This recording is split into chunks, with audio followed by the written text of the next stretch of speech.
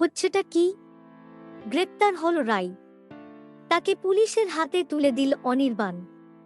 সেও কি তবে ভুল বুঝল? জি বাংলার জনপ্রিয় ধারাবাহিক মিঠিঝোড়া নতুন নতুন চমকে জমে উঠেছে ধারাবাহিকের কাহিনী। তিন বোনের এই কাহিনী ভীষণ উপভোগ করছেন দর্শকরা। বাবার মৃত্যুর পর সংসারের সমস্ত দায়ভার নিজের কাঁধে তুলে নেয় বড়দিদি রাই। নিজের সুখের সংসারের স্বপ্ন ছেড়ে দিয়ে নিজের ভালোবাসার মানুষের সঙ্গে নিজের ছোট বোন নীলুর বিয়ে দিয়ে দেয় সে। যদিও পরে এই নীলুর কাছেই রাই হয়ে ওঠে চক্ষুশূল, তবে ভালো মানুষের দিক থেকে বেশি দিন চোখ বন্ধ রাখতে পারেন না স্বয়ং ঈশ্বরও। তিনি রাইয়ের কঠিন জীবনেও তিনি এনে দিয়েছেন নতুন বসন্ত।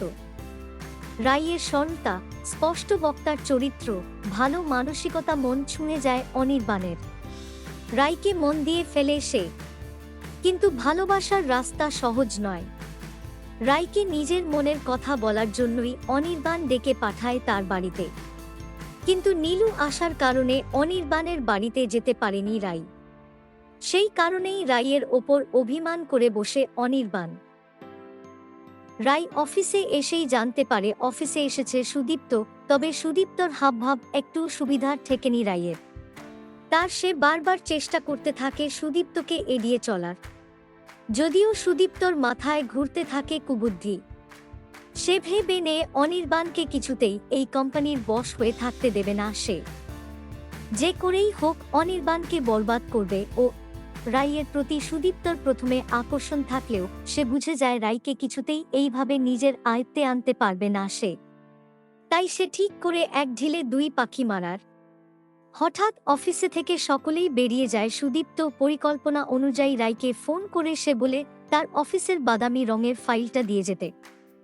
সুদীপ্তর চালাকি না ধরতে পেরে রায়ু বসের কথা অনুযায়ী ফাইলটা বের করে দিয়ে আসে সুদীপ্তকে, কিন্তু তার পরের দিনই পুলিশকে নিয়ে অফিসে চলে আসে সুদীপ্ত।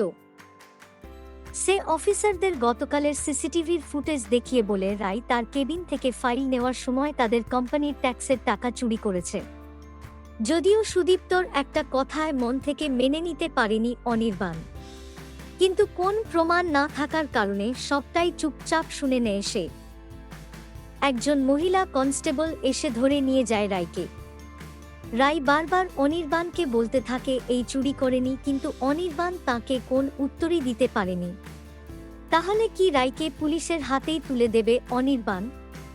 আপনাদের কি মনে হয়?